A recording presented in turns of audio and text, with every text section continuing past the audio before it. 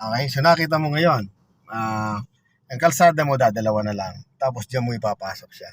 Kung ang gagawin mong nose in, kagaya ng ginawa natin kanina sa kabilang lane, may hirapan ka na ipasok agad yon. No?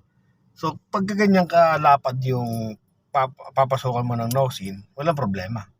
Pasok. So, gayahin natin. Gawin natin. So, itapat mo yung side mirror mo. Okay. Malapad to eh. Sige pa.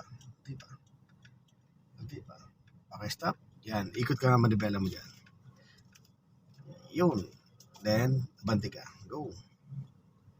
Then, kabig dyan. Yun. Diba? Hindi pa. Hanggang diretso. Sige pa. Okay, stop. Sige, kita mo manibela mo. Isa pa. Okay? So, ngayon, nakapasok ka, pero tinan mo, pakiramdam mo. Tinan mo. Tabingi, tapos, dito ay masikip. Tapos dito malapad. Mahirap siyang kontrolin na pag gano'n ang sitwasyon. Kaya ito yung pwede mong gawin. Atras tayo. Okay. Posisyon ka muna. Okay, stop. Ganito gagawin mo kung sa mall, di ba? Ganito. Sa mall kasi kalimitan, dalawang kalsada lang yan, di ba? Tapos papark ka na agad yan. So, ganito yung pinaka-safe dyan. Una, gawin mo, yung unang side, itapat mo yung balikat mo doon.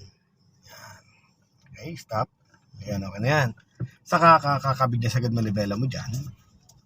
Yan, dudulo mo hanggang dulo. Yan, then pupunta ka muna doon. Go. Mapupunta ka sa kabilang lane. Yan, dyan. Okay, then stop. Then saka ka atras. Sagad mo manibela mo dito. Yan ang gagawin mo dyan na technique. 2-point turn. Then reverse ka. Angat mo lang tong sumikip na to.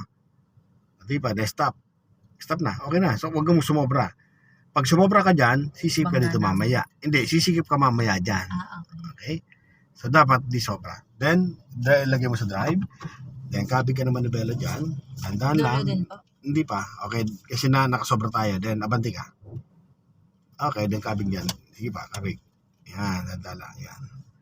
Sige, hanggang sa kuha mo yung distance, tamang distance. Sige, gitna, pantay mo siya. Okay, then stop. Yan, pantay na yan. Lagay mo, hanapin mo yung gitna niyan. Para mahanap mo yan yung gitna niyan, sagad mo muna sa kaliwa o sa kanan. Sige, sagad sa kaliwa. Balik 1 and 2. Tingnan mo ngayon, obserbahan mo yung yung parking mo. Mas malaki naman dito.